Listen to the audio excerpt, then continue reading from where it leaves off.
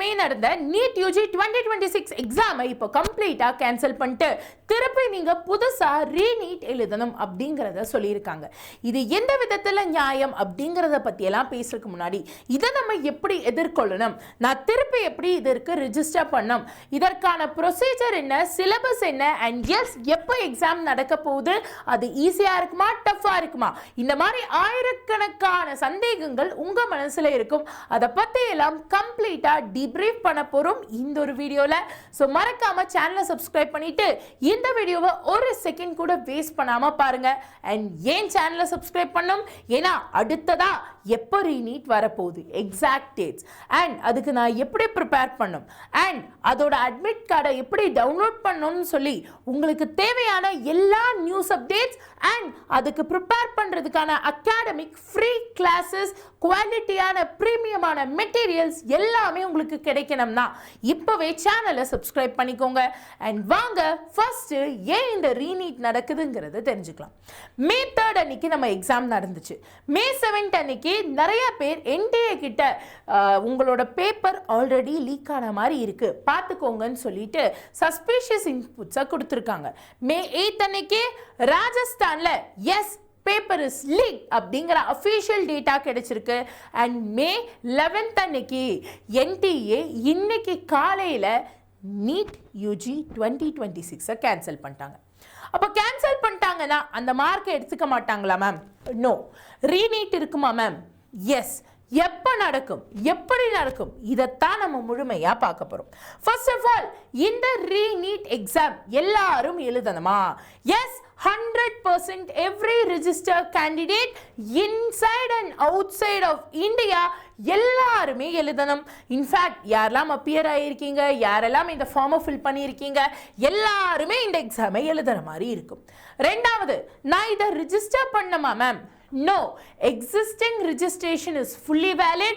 திருப்பி ரிஜிஸ்டர் பண்ண வேணாம்.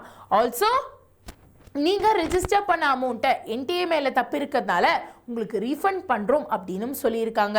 ப்ளஸ் மேம் அப்போது எக்ஸாம் சென்டர்லாம் ஆல்ரெடி நீங்கள் செலக்ட் பண்ணது இருக்கும்ல, அதே எக்ஸாம் சென்டர்ஸில் அதே சிட்டிஸில் உங்களுக்கு வந்து எக்ஸாம் சென்டர் போடுற மாதிரி இருக்கும். மேபி சென்டர் மாறலாம், பட் சிட்டி வந்து சிமிலராக இருக்கும். மூணாவதா மேம் அட்மிட் கார்டு ஃப்ரெஷ்ஷாக ரிலீஸ் பண்ணுவாங்க. You are going to use that. கூடவே மேம் எனக்கு சிலபஸ்லாம் மாறுமா? மாறாது. Same, 100% same. எக்ஸாம் எப்போ நடக்கும்? 30 to 60 days from May 3. Minimum 30 நாள் ஆச்சு என்டிஏ உங்களுக்கு ப்ரிப்பேர் பண்ணுறதுக்காக தருவாங்க. அண்ட் ஃபைனலி இந்த நேரத்தில் நான் என்ன பண்ணணும்? நிறைய எம்சிக்யூஸ் போட்டு பாருங்க. Paper medium, moderate R difficult லெவலில் தான் வரும்.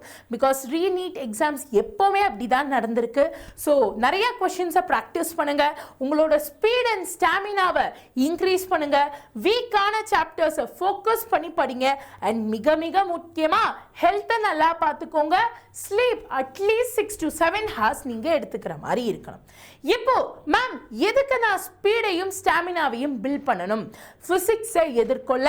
பிகாஸ் ஃபிசிக்ஸ் ஒவ்வொரு வருஷமும் டிஃபிகல்ட் ஆகிக்கிட்டே வருது. அந்த ஃபிசிக்ஸ் பேப்பரை ஓவர் கம் பண்ணுறதுக்கான ஒரு ஆப்பர்ச்சுனிட்டி தான் இது. ஸோ ஸ்பீடையும் ஸ்டாமினாவையும் பில்ட் பண்ணிக்கோங்க. பயாலஜியில் ஒரு கொஷனுக்கு 30-40 செகண்ட்ஸ் எடுத்தீங்கன்னா கெமிஸ்ட்ரியில் that should be 50 seconds to 1 minute max. ஃபிசிக்ஸில் அது 1 minute-லேருந்து 110 seconds வரைக்கும் போகலாம், நாட் மோர் தேன் தட். சரி மேம், சூப்பர் மேம். இப்போ ஃபைனலாக நீங்கள் சொன்ன விஷயத்தை ஓவராலாக பார்த்தோம்னா, point number 1, re-exam is for everyone. Point number 2, fresh registration வேணாம், 0 syllabus change.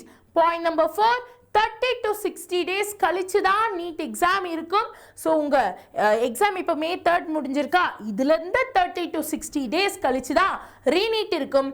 அண்ட் ப்ராக்டிஸ் பண்ணுங்க. தயவு செஞ்சு நான் 0லேருந்து ஸ்டார்ட் பண்ணுறேன் நிற்காதீங்க. You have already studied, you just need to practise more and more of question. So ma'am என்னதான் சொன்னாலும் இது அநியாயம் அப்படின்னு நினைக்கிற ஸ்டூடெண்ட்ஸ்க்கு எஸ் இது அநியாயம் தான். But you can surpass it.